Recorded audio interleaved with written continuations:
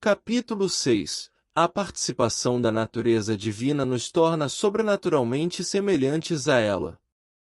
Vejamos agora, com mais precisão, como se dá essa participação na natureza divina. Segundo afirmam os teólogos, observamos em todos os seres uma participação na natureza divina. Todos se assemelham a Deus, mais ou menos, em sua vida, em suas forças ou em sua atividade, e manifestam a glória divina.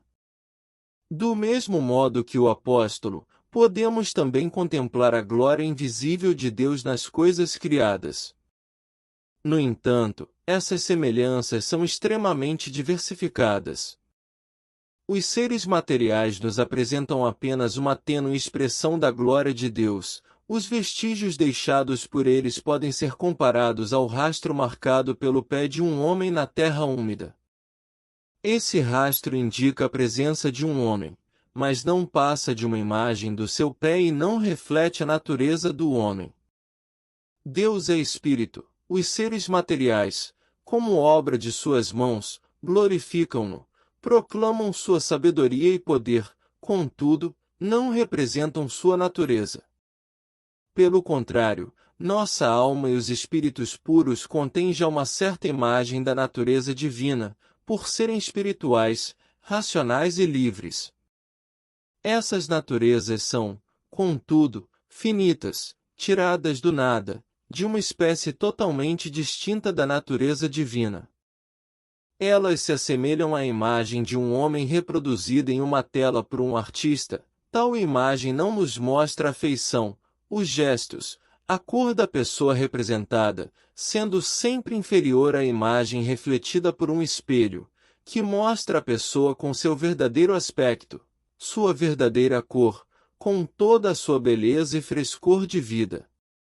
Assim, a natureza racional se torna inteiramente semelhante à divindade quando se converte em um espelho imaculado, refletindo-a em toda a sua beleza.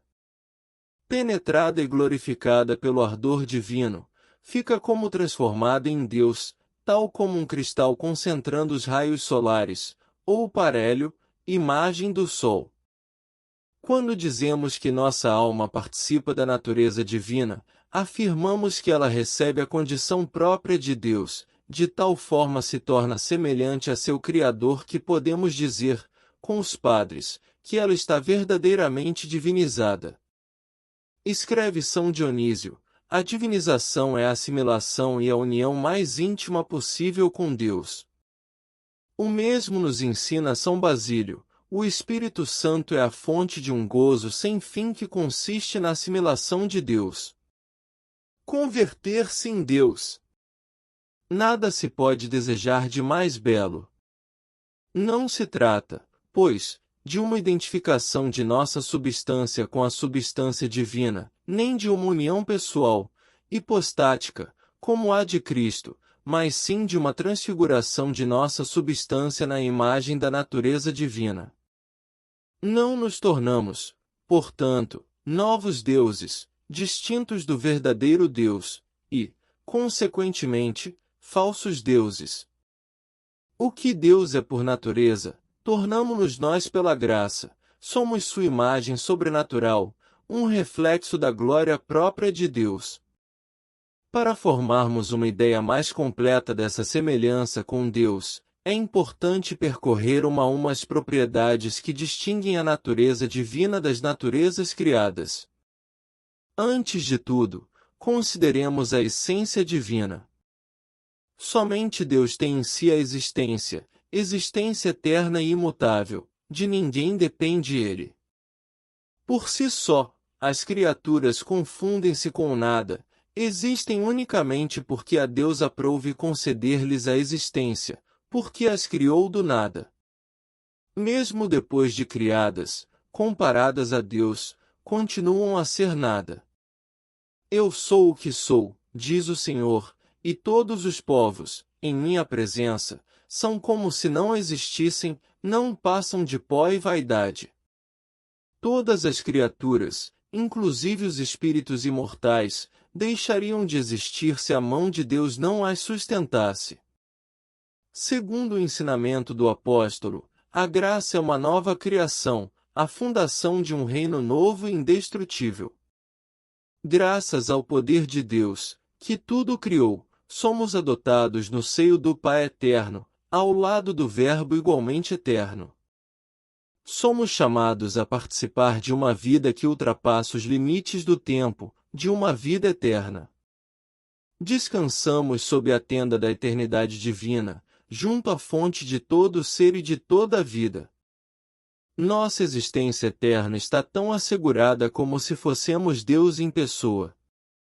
Podem perecer céu e terra, cair os astros do firmamento, desconjuntar-se a terra de seus fundamentos, não importa, nada disso nos atingirá, visto repousarmos acima de todas as criaturas, no seio do Criador. Fala o livro da sabedoria: os justos viverão eternamente, receberão da mão do Senhor um reino esplêndido e um maravilhoso diadema, cobri-los-á com sua mão direita e os protegerá com seu braço sagrado. Quanto aos que se acham separados de Deus, os que antepuseram os bens perecíveis aos tesouros da graça, lê-se no mesmo capítulo: que utilidade nos trouxe a vaidade das riquezas? Tudo se desvaneceu como uma sombra, desapareceu como um mensageiro veloz, como a esteira de um navio na água, nascemos e deixamos de existir, em nossa maldade nos consumiremos. Se, pois, queremos verdadeira e eternamente ser grandes, corramos à fonte de toda existência. Não temos motivo de ir em busca de nosso próprio nada, nem de correr atrás das coisas fúteis e perecíveis, nem de nos cobrirmos de faustosos ouropéis. Por que ambicionaríamos eternizar-nos na boca dos homens e não em nós próprios e em Deus? A imitação do primeiro homem e do demônio, deseja o pecador assemelhar-se a Deus. Nem outra coisa quero, Senhor, senão que sejamos como Ele, mas não sem Ele, contra Ele ou fora dele. Tampouco quer que nos consideremos deuses, que nos adoremos e nos façamos adorar. Deseja que sejamos como Ele, em Ele e por Ele, à semelhança de seu primogênito, que não é outro Deus, mas sim um só e mesmo Deus com o Pai.